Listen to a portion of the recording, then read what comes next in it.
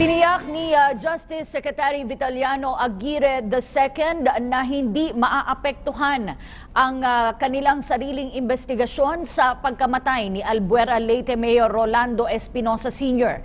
Ito ay kahit na sinabi kahapon ni Pangulong Duterte na hindi niya hahayaang makulong ang mga pulis ng CIDG Region 8 na sangkot sa pagkamatay ng alkalde sa kabila ng rekomendasyon ng NBI na kasuhan ang mga ito ng murder.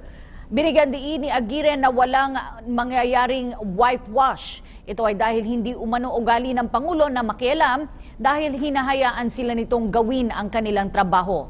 Pagtitiyak ni Aguirre, walang dapat katakutan sa pahayag ng Pangulo dahil isa lamang itong opinyon. The President has not and will not interfere in the preliminary investigation to be conducted by the Department of Justice.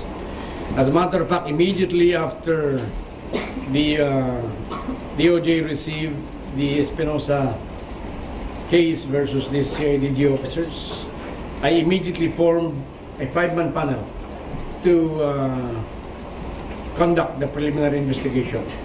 And he said, I will not interfere. Well, sabi niya, may nagpatid sa akin. Payagan na lang daw siyang susurrender daw siya. And he is going to pay para may mga back pa niya. Taxes or liabilities.